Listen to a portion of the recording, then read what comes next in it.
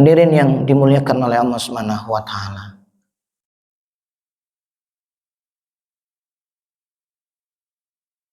Dan orang-orang yang sedekah, orang dermawan, qaribum minallah, dekat dengan Allah. Karena Allah itu memiliki Asmaul Husna, antara lain Ar-Rahman, Maha Pengasih. Sehingga Allah suka kepada orang-orang yang suka ngasih.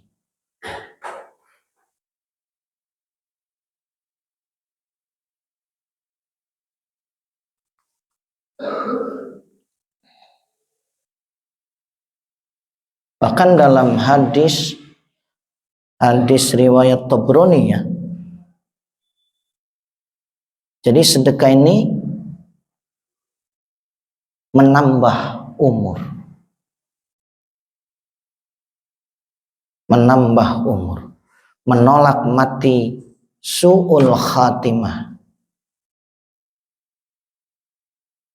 Dan bisa menghilangkan sifat sombong dan bangga diri.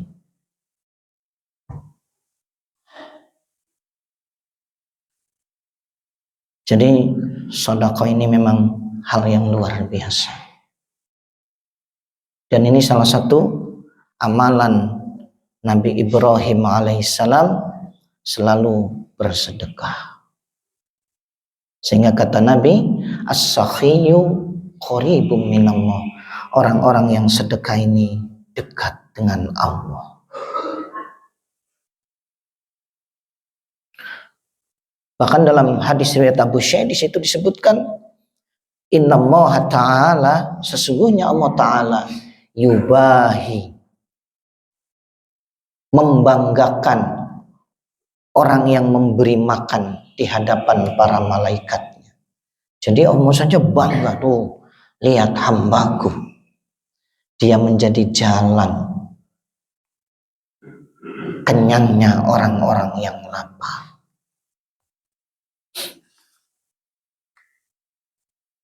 Hadirin yang dimuliakan oleh Allah Subhanahu wa taala. Jadi banyak sekali ya manfaat sedekah ini, antara lain tadi yang pertama adalah dosa salah kita pasti diampuni oleh Allah. Inna min mujibatil maghfirah as-sadaqah. Sesungguhnya hal yang pasti mendatangkan ampunan Allah adalah sedekah. Kemudian yang kedua, harta kita tidak berkurang ketika kita bersedekah. Dalam hadis riwayat Muslim tadi disebut, ma naqasa malun bisadaqah.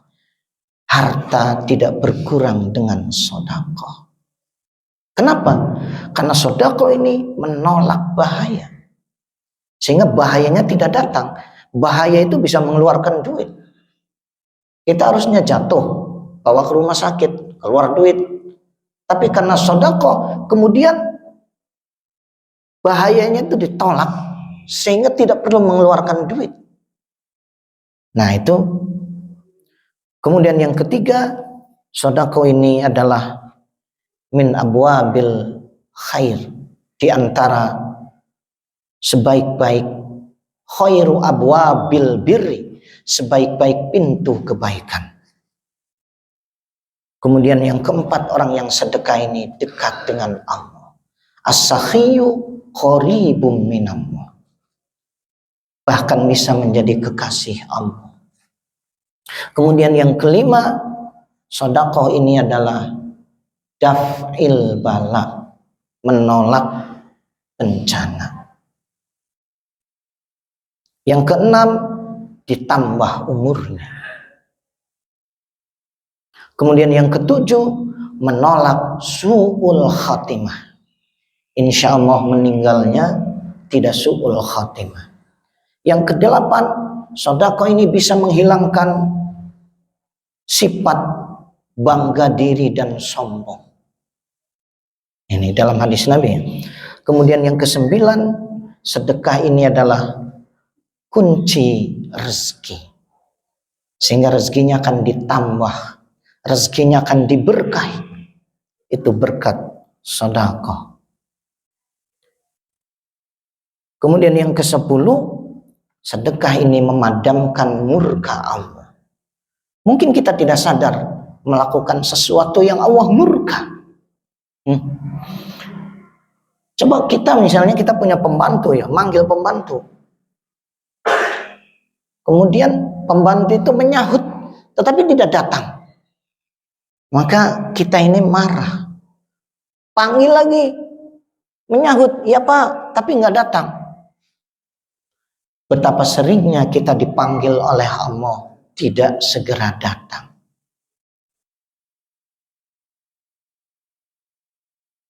Dipanggil sholat, ya Allah sholat, ayo sholat.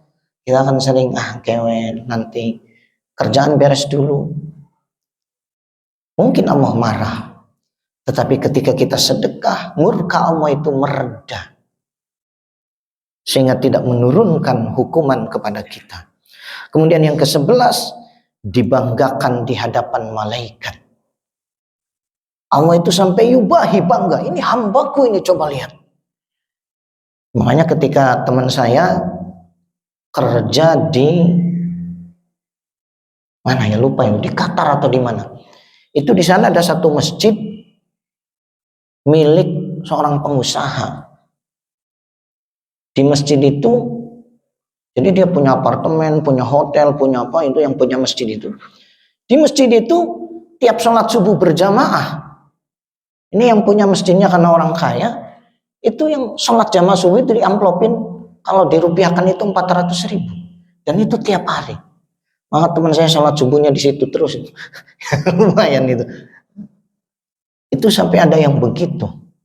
Itu kerja di sana berapa tahun, itu tiap sholat subuh di situ.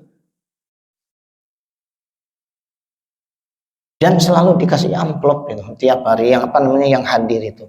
Luar biasa ya. Kita nggak ngelihat yang sholatnya gitu.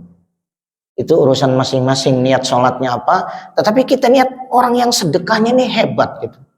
Kok dia mau ngasih sedekah. Dan kadang orang banyak duit juga belum tentu juga mau sedekah. Kemudian 12, amalan paling utama nilainya. 13, jadi obat penyakit. Kata dalam hadis riwayat Baihaqi tadi, dawu mardakum bis sedekah. Obati penyakit kalian dengan sedekah karena daya tahan tubuhnya menjadi menambah. Hadirin yang dimuliakan oleh Allah Subhanahu wa taala. Waktu itu ada yang nanya ke saya, seorang ibu. Dia nanya, apa betul sedekah itu dibalas 10 kelipatan? Memang Mubalik itu kan menyebutkan itu, dalilnya itu man jaa bil hasanati falahu asyru amsalihha. Siapa yang melakukan kebaikan, dia diberi 10 kelipatannya. Apa betul ketika orang sedekah misalnya 100.000, itu oleh Allah dibayar minimal 10 kelipatannya 1 juta? Saya menjawab, betul. Tapi kadang tidak cash. Jadi ada yang cash dan ada yang dialihkan. Dialihkan dalam bentuk apa? Misalnya dalam bentuk menolak bencana. Kita sedekah 100.000. Betul dibalas 1 juta. Tapi 1 jutanya itu tidak harus berbentuk uang cash. Ada kalanya di Lauhul Mahfud, kita harusnya ketabrak motor, dibawa ke rumah sakit, habis 1 juta. Tapi karena sedekah 100.000, nggak ketabrak sama motor, sehingga nggak keluar uang 1 juta. Nah yang ini kan sulit membuktikannya. Kita nggak ngeliat Lauhul Mahfudnya. Tetapi kata Nabi, sedekah itu menjadi penolak bahaya. Memang sebagian orang mengkritik ya, amalan itu jangan dikaitkan dengan manfaat lah. Sudah saja ibadah itu karena Allah saja. Jangan dihubungkan dengan bisa menyembuhkan penyakit dan lain sebagainya. Sepertinya betul. Tetapi kalau kita baca hadis-hadis Nabi di wilayah syariat, tujuan dari syariat itu adalah maslahat kebaikan. Kalau orang sudah lebih dari itu bagus. Tetapi tidak salah kalau orang beramal karena pengen kebaikan. Itu dibenarkan. Makanya Syekh Nawawi Banten di dalam kitab Nurul Zulam itu membagi ikhlas itu sampai dalam 3 tingkat. Tingkat paling tinggi ibadah lillahi ta'ala. Tidak mengharap apapun. Pokoknya ibadah, sedekah, tahajud, baca Quran. Nggak ingin apapun. Ini adalah ketundukan kepada Allah. Hanya karena Allah. Ini syukur nikmat. Kita diberi hidup, diberi sehat, diberi rezeki. Sudah saja. Nggak ingin apa-apa. Itu ikhlas paling tinggi. Lillahi ta'ala. Ada ikhlas yang kedua. Dia beramal pengen akhirat. Pak, ini rajin-rajin ting sedekah tiap hari. Bapak makia ada ibadah kurang. Mudah-mudahan dengan sedekah bisa dihindarkan dari neraka nanti di akhiratnya. Mudah-mudahan dengan sedekah Bapak bisa masuk surga. Nah itu dia pengen balasan Allah ibadahnya. Itu tapi balasan di akhirat. Nah itu disebutnya ikhlas tingkat kedua. Tapi masih ikhlas. Dan Allah menyuruh kita kan, wasari'u ila maghfiratin min rabbikum wa jannatin 'arduhas samawati wal ardh. Allah yang nyuruh kita cepat menuju ampunan Allah dan menuju surga yang luasnya seluas langit dan bumi.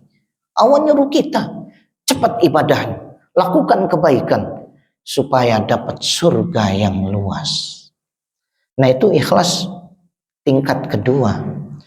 Ikhlas tingkat ketiga adalah seseorang beribadah menginginkan dunia. Hidup bingung terus, hutang banyak, lalu dia banyak ibadah, banyak sedekah, banyak. Dia berharap dunianya makin baik. Dia ngejar karir, dia pengen bisnisnya maju, dia perbanyak ibadah.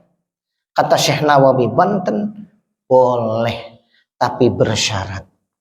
Syaratnya hasilnya digunakan di jalan yang diridhoi Allah. Silahkan saja. Banyak baca Quran, banyak sholawat, banyak sedekah. Di samping dia bekerja supaya usahanya maju, boleh.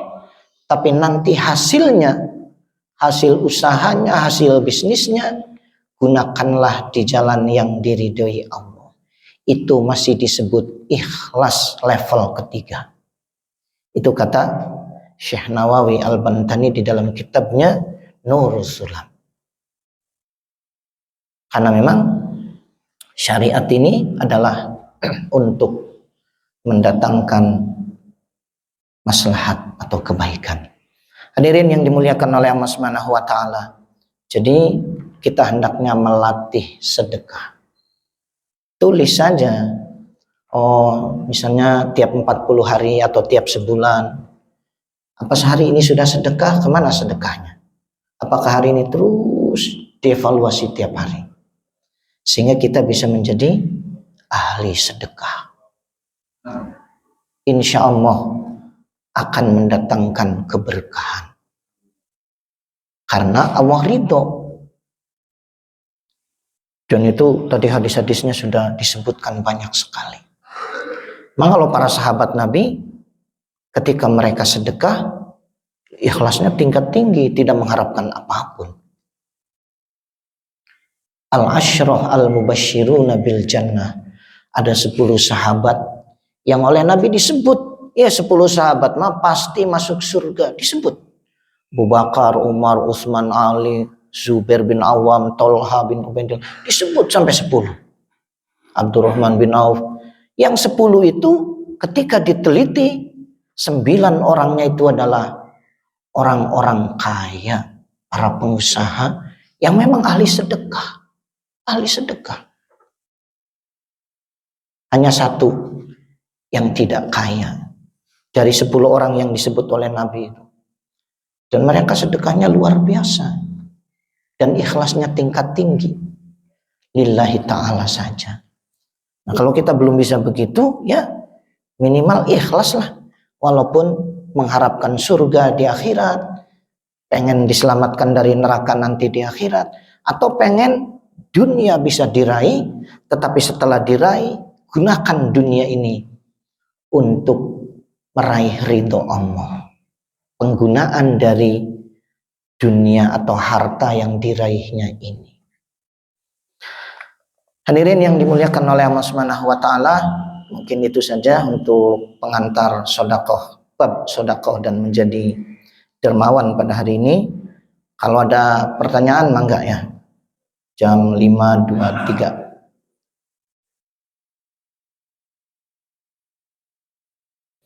Terima kasih Ustaz atas ilmunya. Mungkin kita buka untuk sekarang sesi pertanyaan 2. Mungkin ada yang mau bertanya.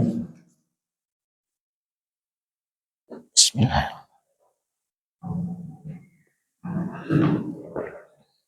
Bismillahirrahmanirrahim. Berkaitan dengan sedekah, ketika seseorang sedekah, kira-kira untuk penerimanya itu adakah misalkan syarat tertentu supaya tepat sasaran? Ya. Walaupun sebetulnya ketika sedekah kemanapun ke siapapun tidak ada masalah, sebagaimana juga dalam sebuah kisah seseorang sedekah kemudian penerimanya ada orang kaya, mengenali masyarakat dan sebagainya. Tapi ternyata kemudian itu manfaat buat mereka juga. Sekarang supaya sedekah ini, harta ini sedekahkan si penerimanya itu sehingga produktif. Misalnya hari ini dia seorang mustahik kalau misalkan zakat ya. Nah, supaya ini menjadi solusi ekonomi buat mereka, akhirnya kemudian berikutnya dia jadi muzaki dengan harta yang dia terima dari sedekah atau zakat atau yang lainnya, sehingga kemudian jadi modal usaha dan sebagainya. Nah, ini kira-kira yang tepatnya misalkan untuk sasaran menerima sedekahnya itu ya kadang-kadang kita sedekah kemanapun ya nggak masalah ya, tapi si penerimanya ini mungkin ada apakah misalkan kita nih lebih baiknya kemana, apakah misalkan ke sebuah lembaga zakat dan sebagainya atau perorangan atau kemana seperti itu.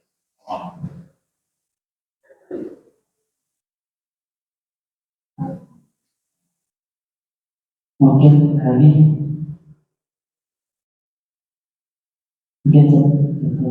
Baik. Baik, terima kasih. Tentang sedekah ini memang ada prioritasnya.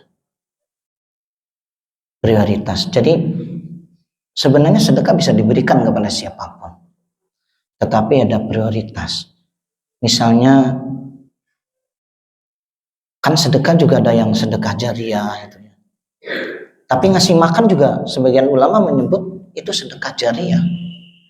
Karena ketika kita ngasih makan, kemudian orang itu kenyang, makanannya sih memang sampahnya dikeluarkan, dibuang.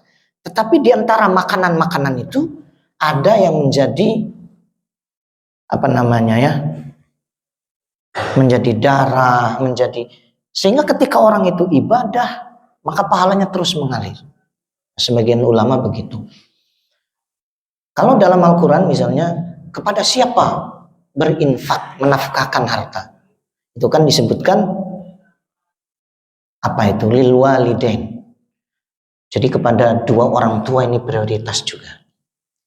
Jangan sampai kita bersedekah kemana-mana, dua orang tua kita kekurangan, kita tidak memberi.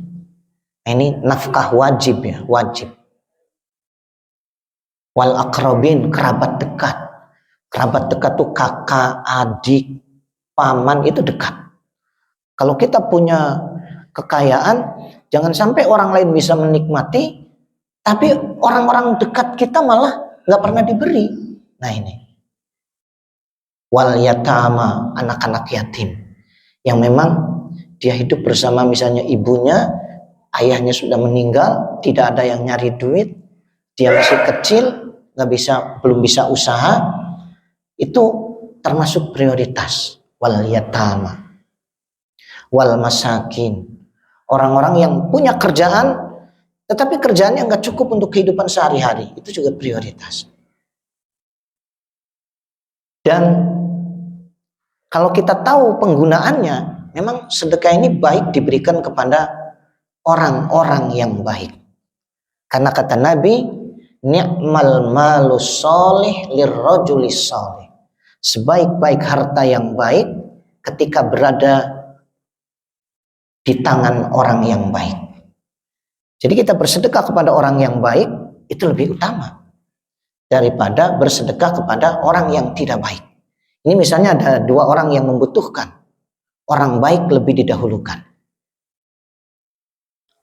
Ada dua orang baik, yang satu baik hanya untuk dirinya, yang satu lagi di samping baik, dia juga memperbaiki orang lain. Dia mengajar, dia mendidik, maka yang memperbaiki orang lain ini lebih utama. Lebih utama. Ini masalah prioritas gitu. Bahkan kalau zakat fitrah ini ya, zakat fitrah. Bahkan kalau zakat fitrah, Said Sabiq itu menyebutkan man yahrumuz zakat. Ada orang-orang yang tidak boleh diberi zakat, antara lain orang tua, itu nggak boleh. Maaf ya, di kampung saya itu masih ada itu kadang-kadang. Ini saya orang tua ke atas, kakek, nenek itu nggak boleh. Nah ini fitrahnya kasihkan ke aki, wah itu haram. Kemudian itu kalau dalam Said Sabiq, misalnya zakat itu tidak boleh diberikan kepada non muslim, nggak boleh.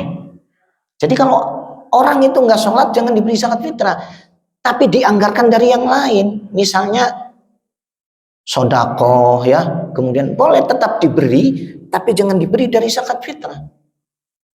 Ya peduli sosial harus ya, cuman jangan, karena ini aturannya itu sebagian ulama menyebut tidak boleh karena ini internal. Nah jadi tentang sedekah maupun infak juga memang ini ada prioritas, dan ya pahalanya juga beda. Para ulama itu senang sedekah kepada misalnya para pencari ilmu. Banyak ulama-ulama yang ketika mengadakan pengajian dihadiri ribuan bahkan puluhan ribu orang, itu dijamu semua. Karena posisi mereka para pencari ilmu itu sabilillah. Sabilillah. Nah, jadi memang Pak Ustadz Qadir ya memang ada prioritas gitu. Tetapi untuk kita yang misalnya latihan tiap hari ya terserah, yang mudah saja gitu, yang mudah. Bisa dimasukin ke canceling masjid, bisa dimasukin. Jadi misalnya kita mau sedekah Quran ya. Kita sedekah Quran kepada orang yang suka baca Quran dengan yang jarang baca Quran itu beda kan? Lebih utama kepada yang suka baca Quran. Sekarang kita ngasih Quran kepada orang yang nggak pernah baca Quran. Dia terima Qurannya, tapi kan nggak dibaca. Dan tidak menjadi pahala buat kita, nggak jariah, nggak mengalir. Kita sedekah Quran nih, ngasih Quran satu kepada orang yang rajin baca Quran. Quran kita ini dibaca pagi, siang, sore, malam. Maka pahala sedekah Quran kita itu menjadi jariah, mengalir terus. Orang itu tiap hari baca Quran, Qurannya yang dibaca Quran yang kita beri, maka pahala kita terus mengalir. Jadi itu masalah skala prioritas gitu. Jadi memang dalam hadis-hadis Nabi itu banyak ya sedekah-sedekah yang utama itu beda-beda. Kadang-kadang memberi makan yang lapar. Bahkan sebagian ulama sampai nyebut ngasih makan itu adalah sedekah jariah. Memang makanannya sekali makan, sampahnya langsung dibuang, tetapi sari-sari makanannya menetap di dalam tubuh orang itu. Kalau orang yang kita kasih makan itu orang soleh, ahli ibadah, ketika dia ibadah, ketika dia mengajar, ketika dia mendidik, pahala kita itu mengalir juga. Karena di situ ada darah yang berasal dari makanan yang kita beri. Nah itu ya, jadi ya memang. Tetapi Islam tidak eksklusif itu, tidak hanya memberi kepada Islam saja, enggak. Kalau sedekah umum yang membutuhkan diberi, apapun, enggak melihat agamanya. Nah, bahkan ada tadi disebutkan ada seorang dalam hadis riwayat Bukhari itu ya kalau nggak salah, ada seorang yang niat sedekah sembunyi-sembunyi, dia simpan uangnya di jalan, ternyata diambil seseorang, pagi harinya itu ribut karena yang mengambil itu ternyata seorang pelacur. Ya Allah, duit saya teh diambil pelacur, nanti gimana itu digunakan untuk zina tuh. Padahal niat dia mah baik, ditaruh di pinggir jalan, dari jauh dia lihat siapa yang ngambil duitnya. Ternyata ditemukan seorang perempuan, pagi harinya ribut, ada pelacur menemukan duit banyak. Dia sedih. Akhirnya sedekah lagi. Dia sedekah lagi, nyiapin duit, taruh di jalan, dilihat dari jauh, diambil oleh seseorang, dia sudah senang. Ternyata yang ngambil itu orang kaya yang menemukan. Ribut paginya itu ada orang kaya menemukan duit. Waduh, dia menyesal juga. Waduh, ini kurang tepat saya sedekah. Tapi nanti di ujung hadis itu disebutkan, pelacur itu dia berzina karena miskin. Ketika dia menemukan duit banyak di tengah jalan itu, dia bertaubat, tidak mau lagi berzina. Orang kaya itu begitu nemu duit, dia tersentuh. Ya Allah, ini orang sedekah disimpan di jalan. Akhirnya yang tadinya orang kaya pelit ini jadi tersentuh, akhirnya jadi rajin sedekah. Jadi intinya sedekah ini nanti akan mendatangkan kebaikan. Ya, kita tinggal sedekah, pasti akan mendatangkan kebaikan, baik bagi yang disedekahi maupun khususnya buat kita sendiri. Hadis-hadis Nabi tadi menyebutkan bagaimana manfaat sedekah buat kita sebagai orang yang sedekahnya. Hadirin yang dimuliakan oleh Allah Subhanahu wa taala, itu saja mungkin. Bismillahirrahmanirrahim. Alhamdulillahirabbil alamin. Hamdan yafi ni'amahu yukafi mazidah. Ya Rabbana lakal hamdu kama yanbaghi li jalali wajhika wa 'azimi sultanik. Allahumma shalli ala sayyidina Muhammad wa ala ali sayyidina Muhammad salatan tunjina biha min jami'il ahwali wal afat wa taqdilana biha jami'al hajat wa tutahhiruna biha min jami'is sayyi'at wa tarfa'una biha indaka 'alal darajat wa tuballighuna bi aqsal ghayat min jami'il khairat fil hayat wa ba'dal mamat. Wassalamu ala sayyidina Muhammadin nabiyil ummi wa ala alihi washabbihi wasallam. Alhamdulillahi rabbil alamin. Al-Fatihah. A'udzubillahi minasyaitonir rajim. Bismillahirrahmanirrahim. Alhamdulillahi rabbil alamin arrahmanir rahim maliki yaumiddin. Iyyaka na'budu wa iyyaka nasta'in. Ihdinas siratal mustaqim. Siratal ladzina an'amta 'alaihim ghairil maghdubi 'alaihim waladdallin. Terima kasih, mohon maaf atas segala kekurangan. Assalamualaikum warahmatullahi wabarakatuh.